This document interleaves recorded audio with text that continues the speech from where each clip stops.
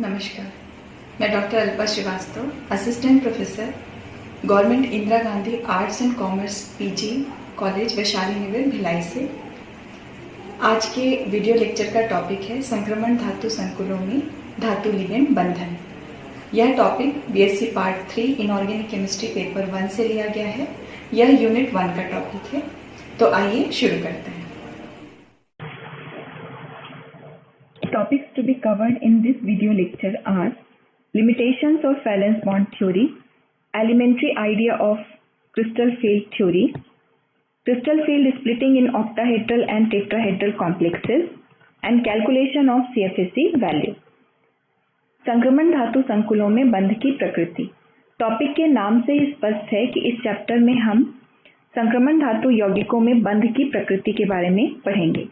BSc part 2 inorganic chemistry paper 1 में आपने एक चैप्टर पढ़ा था कोऑर्डिनेशन केमिस्ट्री। इस चैप्टर में आपने उपसहसंयोजक संकुलों में बंध की प्रकृति को 3 थ्योरीज के माध्यम से समझा था: Werner's theory, effective atomic number rule और वैलेंस बॉन्ड थ्योरी। वास्तव में ये उपसहसंयोजक संकुल ही संक्रमण धातु यौगिक होते हैं। इस वर्ष बीएससी थर्ड ईयर में आप इन यौगिकों के संबंध में क्रिस्टल फील्ड थ्योरी पढ़ेंगे और पीजी कोर्सेज करते वक्त आप इनसे संबंधित 2 थ्योरीज और पढ़ते हैं, लिगेंड फील्ड थ्योरी और मॉलिक्यूलर ऑर्बिटल थ्योरी। तो वर्नर्स थ्योरी में जो कमियां थी उन्हें दूर करते हुए इफेक्टिव एटॉमिक नंबर रूल दिया गया, इसमें जो कमियां थी उसे दूर करते हुए वैलेंस बॉन्ड थ्योरी दी गई और इसमें जो कमियां थी उन्हें दूर करते हुए क्रिस्टल फील्ड थ्योरी दी गई। तो आइए जानते हैं कि वो कौन सी कमियां थी जिनकी वजह से एक नए सिद्धांत की आवश्यकता महसूस हुई।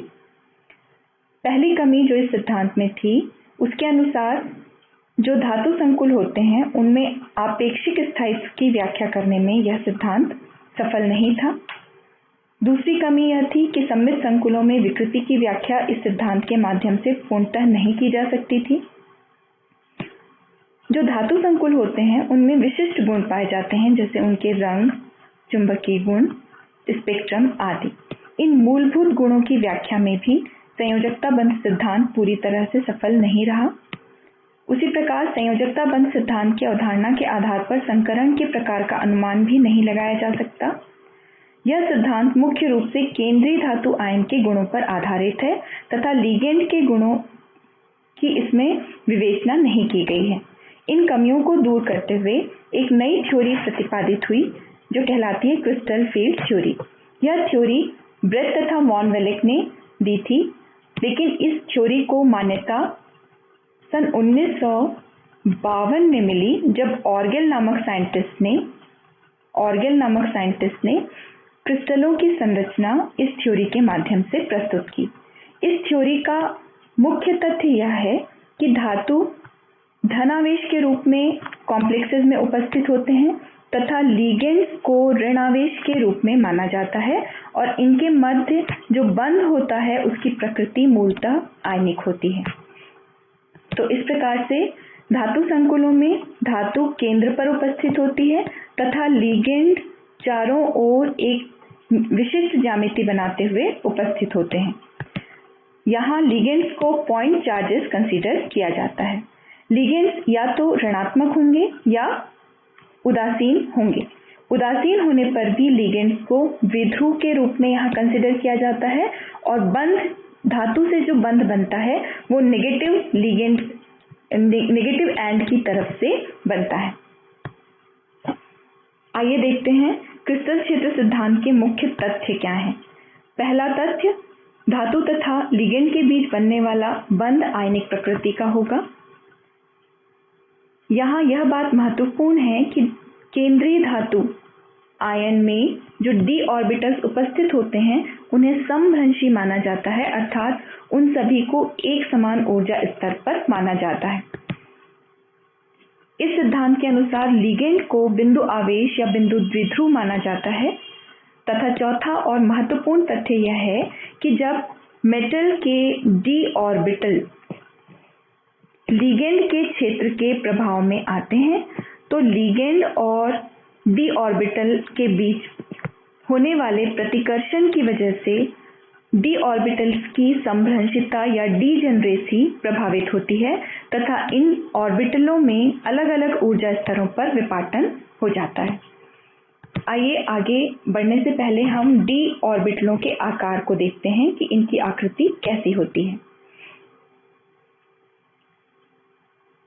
5 डी ऑर्बिटल्स में से 3 ऑर्बिटल्स dxy, dyz और dxz, इन ऑर्बिटल्स के आकार को यदि हम x, y और z 3 अक्षों के सापेक्ष देखें तो यहाँ स्पष्ट रूप से हम देख सकते हैं कि जो लोब्स हैं, जो डी ऑर्बिटल के लोब्स हैं, वो इन अक्षों से 45 डिग्री पर उपस्थित हैं, अर्थात ये अक्षों के बीच में उपस्थित हैं।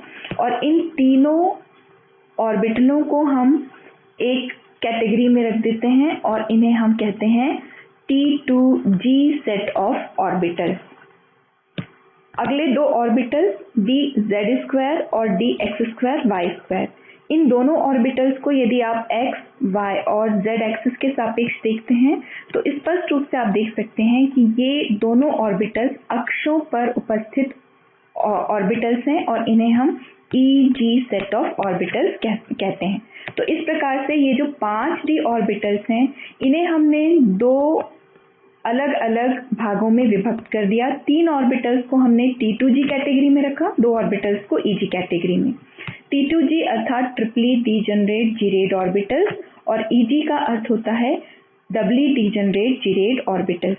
ये टर्मिनोलॉजीज हमें पॉइंट ग्रुप से मिलती हैं, ग्रुप थ्योरी से मिलती हैं, जो आप पीजी लेवल पर पढ़ते हैं।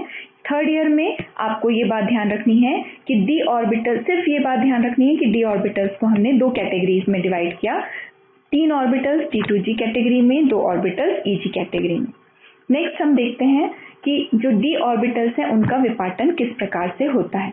डी ऑर्बिटल्स का विपाटन ऑक्टाहेड्रल और टेट्राहेड्रल दोनों ज्योमेट्रीज वाले कॉम्प्लेक्सेस में अलग अलग प्रकार से होता है। आइए पहले देखते हैं कि अष्टफलकी संकुलों में डी ऑर्बिटलों का विपाटन किस प्रकार से होता है।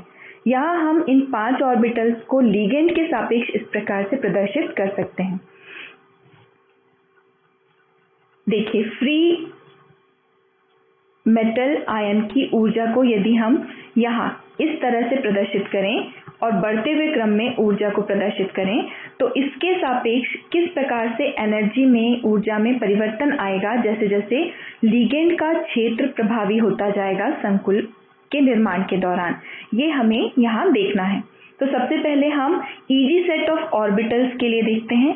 EG सेट ऑफ ऑर्बिटल्स में लिगेंड जब पास आने लगता है, अनंत दूरी से लिगेंड जब इस धातु आयन के पास आने लगता है, यहाँ पहले इस डायग्राम में आप क्लियरली देख सकते हैं कि मेटल का DZ ऑर्बिटल है, इसके सापेक्ष जब लिगेंड आ रहा है तो लिगेंड Z एक्सिस के अलोंग जब लिगेंड आएगा तो यहाँ पर इन दोनों में कम दूरी बचेगी और विकर्षण प्रभावी होगा। उसी प्रकार से dx²y² ऑर्बिटल में भी चूंकि अक्ष के सापेक्ष लिगेंड अप्रोच कर रहा है, अक्ष के सापेक्ष लिगेंड अप्रोच कर रहा है, तो इसमें भी परिवर्तन, प्रतिकर्षण की मात्रा काफी ज्यादा होगी और इस तरह से dz² और dx²y², ये 2 ऑर्बिटल्स उच्च ऊर्जा स्तर में चले जाते हैं अधिक विकर्षण की वजह से, जिसे बैलेंस करते हुए जो बाकी बचे हुए 3 ऑर्बिटल्स हैं, T2G सेट के ऑर्बिटल्स हैं, ये लोअर ऊर्जा स्तर पर चले जाते हैं। तो इस प्रकार से जो विपाटन यहाँ दिखाई दे रहा है, ऊर्जा का विपाटन यहाँ जो दिखाई दे रहा है, उसे del0 से प्रदर्शित किया जाता है। आइए देखते हैं कि समचतुष्फलकी संकुलों में डी ऑर्बिटलों का विपाटन किस प्रकार से होता है। समचतुष्फलकी संकुलों में जो लिगेंड्स होते हैं वो x, y तथा z एक्सिस के बीच से 45 डिग्री पर अप्रोच करते हैं संकुल के निर्माण के दौरान। तो इस प्रकार से यहाँ विपाटन यदि हम देखें तो प्रतिकर्षण की मात्रा जो T2G ऑर्बिटल है, T2G सेट ऑफ ऑर्बिटल में प्रतिकर्षण की मात्रा ज़्यादा होती है और इस तरह से ये उच्च ऊर्जा स्तर में चले जाते हैं। जबकि ईजी सेट ऑफ ऑर्बिटल में विकर्षण कम होता है और ये निम्न ऊर्जा स्तर पर चले जाते हैं और इन दोनों के बीच जो एनर्जी गैप होता है उसे डेल टी द्वारा प्रदर्शित किया जाता है। तुलनात्मक रूप से यदि हम देखें तो ये 5 डीजनरेट मेटल डी ऑर्बिटल्स हैं।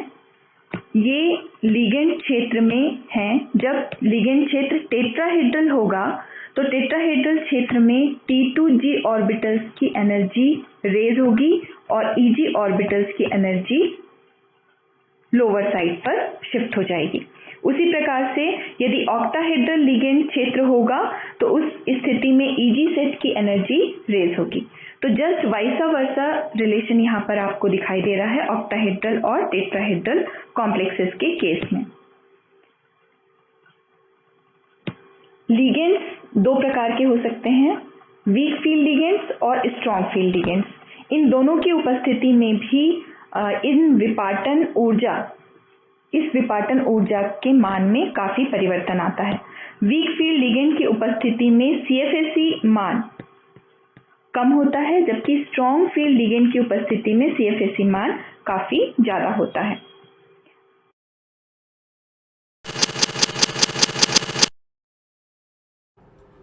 Crystal field stabilization energy CFSE value, आइए सीखते हैं कि इसका कैलकुलेशन किस प्रकार से किया जाता है। CFSE वैल्यू का मान ऑक्टाहेड्रल और टेट्राहेड्रल दोनों प्रकार के कॉम्प्लेक्सेस में अलग अलग आता है। तो पहले हम सीखते हैं ऑक्टाहेड्रल क्रिस्टल फील्ड में किस प्रकार से CFSE का मान कैलकुलेट किया जाता है। जाहिर है कि ये ML6 प्रकार के कॉम्प्लेक्सेस के लिए हम CFSE वैल्यू का कैलकुलेशन करने जा रहे हैं। यहाँ पहले हमें ये बात जाननी होगी कि लिगेंड दो प्रकार के होते हैं, स्ट्रॉन्ग फील्ड लिगेंड और weak field ligand. Strong field ligand और weak field ligand. Strong field ligand की प्रेजेंस में इलेक्ट्रॉनों का डिस्ट्रीब्यूशन किस प्रकार से होगा।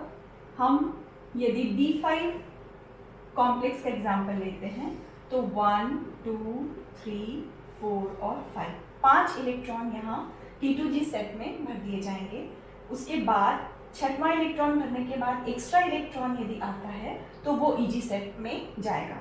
क्यों? क्योंकि यहाँ पर स्ट्रॉन्ग फील्ड लिगेंड की प्रेजेंस में ये जो विपाटन है, इस विपाटन का मान काफ़ी ज़्यादा होता है और पहले इलेक्ट्रॉनों की पूरी भर्ती T2G ऑर्बिटल में होती है और उसके बाद ही एक्स्ट्रा इलेक्ट्रॉन EG ऑर्बिटल में जाता है। तो CFSE वैल्यू के कैलकुलेशन के लिए जो फॉर्मूला होता है वो फॉर्मूला है यहाँ पर 0.6 into NEG.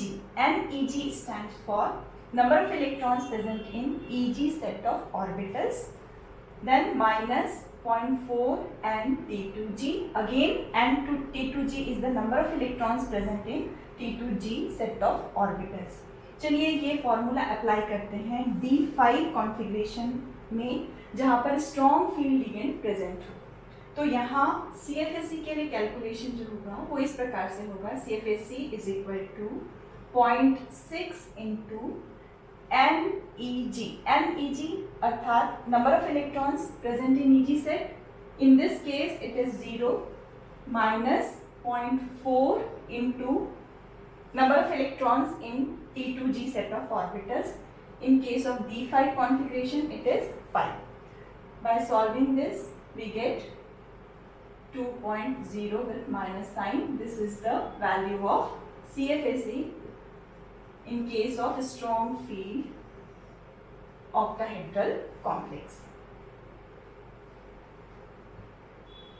तो इस तरह से यदि नंबर ऑफ इलेक्ट्रॉन्स में अंतर आता जाए, यदि D6 हो, D7 हो, तो यहाँ रिस्पेक्टिव प्लेसेस पर नंबर ऑफ इलेक्ट्रॉन्स चेंज करते जाएंगे और कैलकुलेशन करके हम CFSE वैल्यू की गणना कर लेंगे। नेक्स्ट हम देखते हैं कि यदि वीक फील्ड लिगेंड होता तो उस केस में किस प्रकार से कैलकुलेशन किया जाता। तो वीक फील्ड लिगेंड की प्रेजेंस में ये जो गैप है, ये जो del zero splitting energy gap जो है वो कम होता है और ये गैप कम होने की वजह से इलेक्ट्रॉनों के भरने का क्रम थोड़ा परिवर्तित हो जाता है।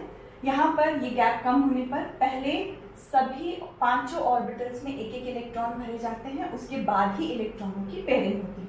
तो 5 इलेक्ट्रॉन किस प्रकार से भरे जाएंगे, 1 2 3 4 एंड 5, ये 5 इलेक्ट्रॉन्स इस प्रकार से भरे जाएंगे।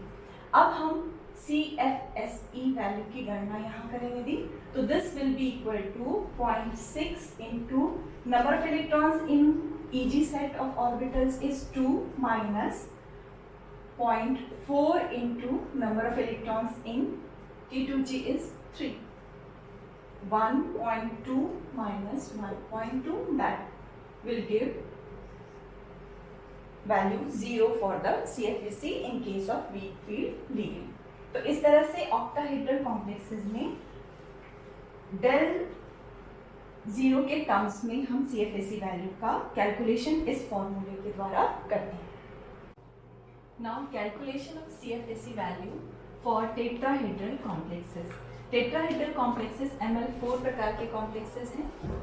यहाँ CFSE कैलकुलेशन के लिए जो फॉर्मूला होता है वो है 0.4 into number of electrons in T2G set of orbitals minus 0.6 into EG set of orbitals. Let us take an example of D3 complex.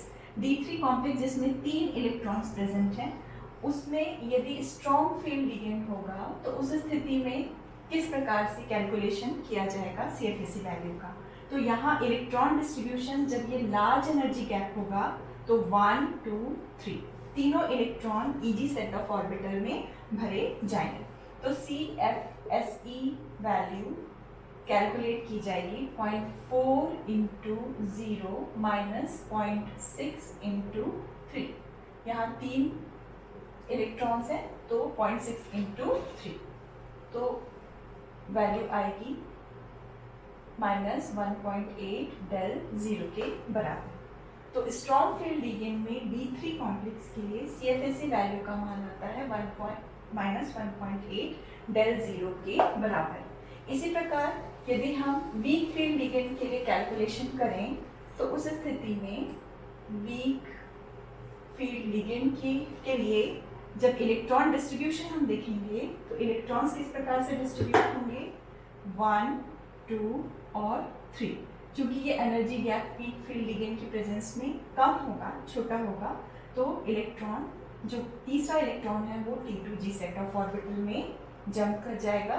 और अब यहाँ पर CFSE वैल्यू का कैलकुलेशन करने के लिए हम लेंगे 0.4 इंटू 1 माइनस 0.6 इंटू यहाँ 2 इलेक्ट्रॉन्स हैं 2, तो 0.4 माइनस 1.2 that will give 0.8 del 0 minus sign के साथ, माइनस 0.8 del 0 ये होगी CFSE value weak field ligand की प्रेजेंस में D3 कॉम्प्लेक्स की। तो इस तरह से अलग अलग इलेक्ट्रॉनों वाले कॉम्प्लेक्सेस में हम CFSE वैल्यू की गणना कर सकते हैं। यहाँ हमें ध्यान रखना होता है कि जो लिगेंड है वो वीक फील्ड लिगेंड है या स्ट्रॉन्ग फील्ड।